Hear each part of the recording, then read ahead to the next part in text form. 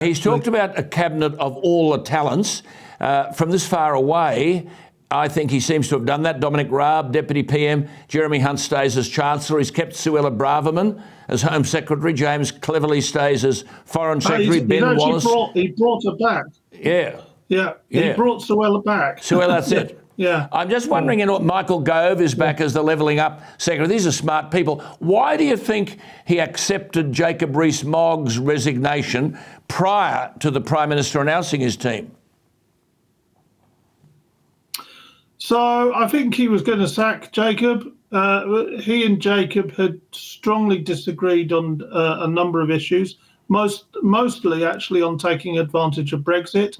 Jacob had briefed heavily against him, which is unusual for Jacob, actually. He doesn't normally do a briefing, but he briefed heavily against him because he was accused Rishi of really watering down the benefits of Brexit as Chancellor and being a major roadblock for reform that's needed, post leaving the EU.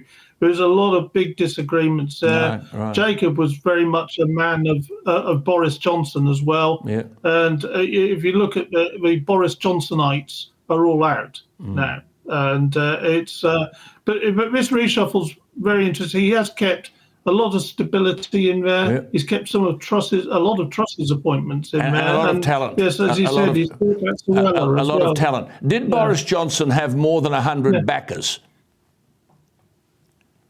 Yes, he had 110. He needed 102, he had 110. I've had that confirmed. I personally haven't seen the list, but I've had it confirmed from people who have seen the list. And he had enough. Essentially, he backed out because he couldn't be bothered to do it. And but just on that, repercussions. Just on that, David. I mean, he met with Rishi Sunak for 2.5 hours last Saturday, trying to do a deal, and as you wrote, it's a standoff. But surely, if this Privileges Committee is going to investigate Boris over Partygate, and if he were found to be in some sort of breach, and he was then the new Prime Minister, the chaos would have started again. Do you think the Privileges Committee hanging over his head forced him out? No, I don't, actually. I think it was a realisation that he could not control the parliamentary party. Right. And all the ones on the left had rallied around Rishi anyway.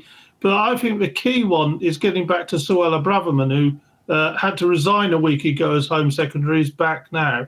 And Suella came out on Sunday against the advice of a lot of people on the right to support Rishi.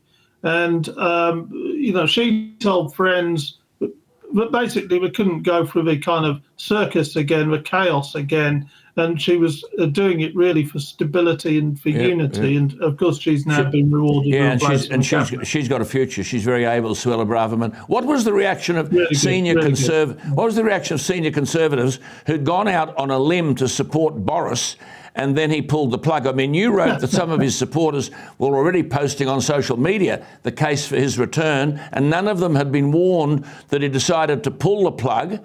Are you saying that a senior MP who was not part of the campaign had seen that Boris list, and as you say, he had 110 names? Yes, I mean they're furious. I mean, I can't repeat a lot of the language that they used to me on your show, but they are livid. I mean, I think this is the end of Boris Johnson. A lot of people have put their trust in him. There was in that piece I wrote, there was one MP, Joy Morrissey, who was still literally on the phone trying to persuade a colleague to support Boris when the news came out. And, all these people look daft. And it's not really their fault. All they did was show loyalty.